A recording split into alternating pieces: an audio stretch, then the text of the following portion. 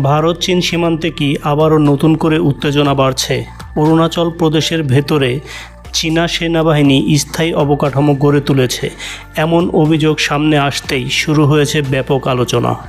স্থানীয় একটি জনজাতির সংগঠনের দাবি ঘিরে দেশজুড়ে নতুন বিতর্কের তৈরি হয়েছে। কিন্তু এই অভিযোগ কতটা সত্য, আর এ বিষয়ে ভারতীয় সেনাবাহিনীর বক্তব্যই বা কী?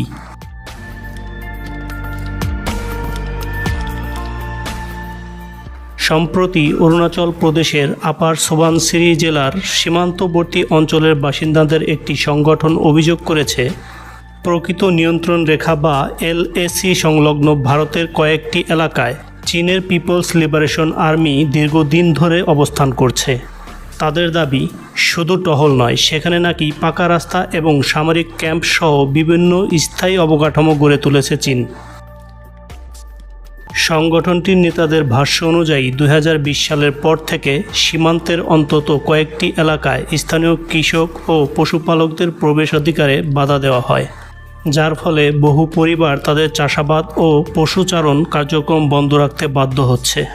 তারা আরও দাবি করেন, যেসব জমিতে তাদের পূর্বপুরুষরা বহু বছর ধরে বসবাস, শিকার ও কৃষিকাজ চালাতো, সেসব এলাকায় এখন আর সহজে যেতেই পারছেন না তারা। এই অভিযোগ প্রকাশ্যে আসার পর বিষয়টি নিয়ে ভারতীয় গণমাধ্যমে ব্যাপক আলোচনা শুরু হয়েছে। অনেক সংবাদ মাধ্যম প্রশ্ন তুলছে, সীমান্তে বাস্তব পরিস্থিতি আসলে কী? তবে এখানেই রয়েছে গুরুত্বপূর্ণ একটি বিষয়। ভারতীয় সেনাবাহিনী এই অভিযোগকে ভিত্তিহীন বলে প্রত্যাখ্যান করেছে। সেনাবাহিনীর পক্ষ থেকে জানানো হয়েছে, অরুণাচলে ভারতের ভূখণ্ড চীনের দখলে চলে গেছে এমন দাবি সঠিক নয়। সীমান্তে নিয়মিত নজরদারি ও নিরাপত্তা কার্যক্রম অব্যাহত রয়েছে বলেও তারা জানিয়েছে। তবে অরুণাচল প্রদেশকে কেন্দ্র করে ভারত ও চীনের বিরোধিতা নতুন কিছু নয়। 1914 সালের ম্যাকমোহন রেখাকে ভারত আন্তর্জাতিক সীমান্ত হিসেবে স্বীকৃতি দিলেও চীন তা মেনে নেয় না। বেইজিং অরুণাচল প্রদেশকে দক্ষিণ তিব্বত বলেই দাবি করে। অন্যদিকে ভারত স্পষ্টভাবে জানিয়ে এসেছে, অরুণাচল প্রদেশ তাদের অবিচ্ছেদ্য অংশ এবং এ নিয়ে কোনো আপোষের প্রশ্নই ওঠে না।